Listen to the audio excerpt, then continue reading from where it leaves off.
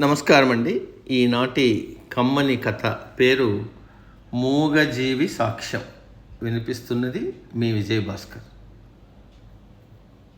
సిల్లంగేరిలో భీమయ్య అనే రైతు తనకున్న 4 ఎకరాల పొలంలో గుమ్మడికాయలు కాయించి వాటిని కోలార పట్టణంలోని దుకాణదారుకు అమ్ముతూ ఉండేవాడు. ఒకసారి దూర ప్రాంతాల్లో ఉన్న బంధువులను కలిసేందుకు వెళ్తూ పొలం కాపలా కాసే చెంగయ్యకు చెప్పి తిరిగి రావడానికి 1 నెల రోజులు పడుతుంది, పొలం కాపలా అశ్రద్ధ చెయ్యకు అని హెచ్చరించి వెళ్ళాడు. చెంగయ్య 4-5 రోజులకు ఒకసారి తన కొడుకు ఒంటెద్దు బండిలో 10-12 గుమ్మడికాయలను వేసుకుని కోలార్లోని దుకాణదారుకు అమ్మసాగాడు. 1 నెల రోజులు గడిచాక భీమయ్య తిరిగి వచ్చాడు. అతడు వెళ్ళేటప్పుడు సుమారుగా గుమ్మడి పాదులకు ఎన్నెన్ని కాయలున్నది లెక్క కట్టుకుని వెళ్ళాడు. ఇప్పుడు చూస్తే వాటిలో చాలా లేనట్టు తెలిసిపోయింది. అతడు దొంగను పట్టేందుకు ఒక ఉపాయం ఆలోచించాడు. మరునాడు భీమయ్య చెంగయ్యను పిలిచి, చెంగయ్య, నీ కొడుకు ఒంటెద్దు బండిని ఉదయాన్నే తీసుకురా, పట్నంలో గుమ్మడికాయలు అమ్ముకు రావాలని చెప్పాడు.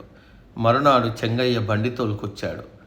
భీమయ్య 25 గుమ్మడికాయలు కోయించి బండిలో వేశాక చెంగయ్యతో ఇలా అన్నాడు, ఒంట్లో కాస్త నలతగా ఉంది, దారి మార్గమంతా కుదుపులు, ఎద్దును అదిలించి తోలకు, దాని దారిన దాన్ని పోని అన్నాడు. చెంగయ్య అలాగే చేశాడు. బండి ఎద్దు సరాసరి పట్నంలోని దుకాణం ముందుకు వెళ్ళి ఆగింది. దుకాణదారు బండిలోని గుమ్మడికాయలు చూసి చెంగయ్యతో, ఎప్పుడూ 10-12 కాయల కంటే ఎక్కువ తేనివాడివి, ఒకేసారి ఇన్ని కాయలు తెచ్చావే అన్నాడు. చెంగయ్య దొంగతనం బయటపడింది.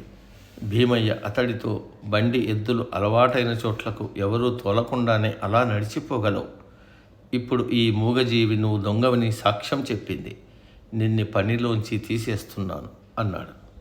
దొంగతనం ఎప్పటికీ దొరకకుండా పోదు. సమాప్తం.